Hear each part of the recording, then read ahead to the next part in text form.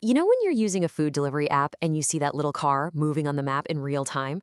Or when you finish a show on a streaming service and it's instantly marked as watched everywhere? Well, behind the scenes of all that magic, there's this silent, incredibly powerful communication network making it all happen. Today, we're going to pull back the curtain on that unseen engine. See, modern apps aren't just one giant blob of code anymore. They're actually made up of a whole team of smaller, independent parts called microservices.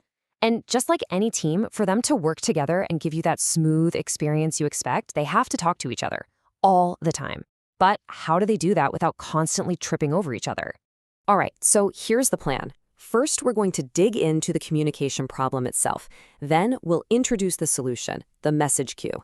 After that, it gets fun. We'll throw the top contenders into a performance showdown, look at the real-world problems that pop up, and finally help you figure out how to pick the right champion for your project. So let's set the stage. We've seen this massive shift in software, moving away from these huge all-in-one applications, we called them monoliths, to breaking them down into these smaller, much more focused microservices. Now, this is great for development, but it creates a brand new headache. How do all these little pieces talk to each other? The key here is that this communication has to be asynchronous. Think about it like this. A phone call is synchronous. You call and you have to wait for the other person to pick up and talk. You're blocked. But a text message? That's asynchronous. You send it and you can go do something else. The other person will get it when they're ready.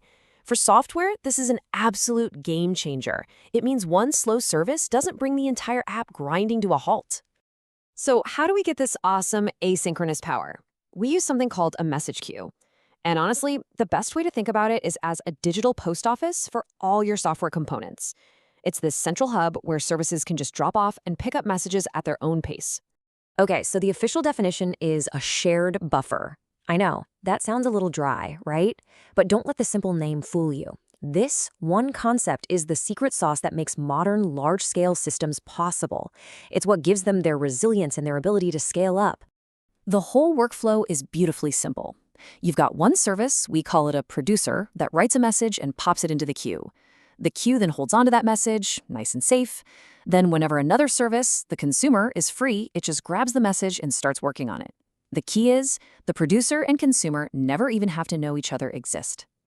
All right, let's meet our players. In a big benchmarking study, researchers put some of the most popular systems to the test.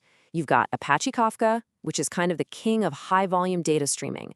Then there's RabbitMQ, the super mature, flexible do-it-all message broker. And then you have Redis, which is this lightning-fast, in-memory database that can also play the role of a message broker. Now for the main event, the performance showdown. The researchers were looking at two absolutely critical metrics. First up is throughput.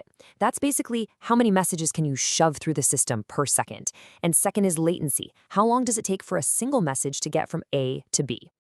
And wow, when it comes to throughput, the results are just staggering. I mean, look at this chart. Apache Kafka isn't just winning, it's playing a completely different sport. We're talking over 2 million events per second. It was literally built from the ground up to be a fire hose for just insane amounts of data. The researchers didn't mince words. They said, and I quote, Apache Kafka emerged as the clear winner, leaving the other three systems far behind.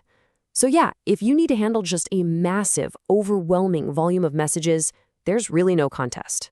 But what if you don't need millions of messages a second? What if you just need one message to get there as fast as humanly possible? Well, this is where the story flips. Here, Redis jumps into the lead with a latency of around 5 milliseconds. And that's because it keeps everything in super fast memory instead of writing to a disk. Kafka is right on its heels, but you can see that RabbitMQ is quite a bit slower for those individual messages. And this right here, this is the core trade-off. It's the big question you have to answer.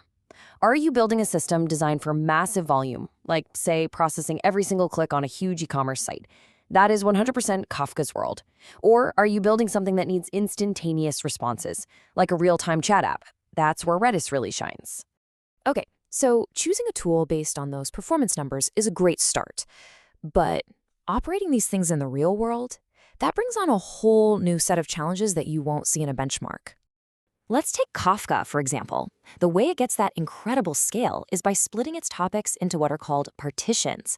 Think of them like parallel lanes on a highway. But here's the catch. Sometimes, if you're not careful about how you send your messages, all the traffic can end up jammed into a single lane. You get a hotspot, and suddenly you've got a massive traffic jam on your data highway. And then there's reliability. To make absolutely sure a message is never, ever lost, these systems promise something called at least once delivery. But that little phrase, at least, can be really tricky. If something goes wrong, say a confirmation gets lost, the system might play it safe and send the same message again.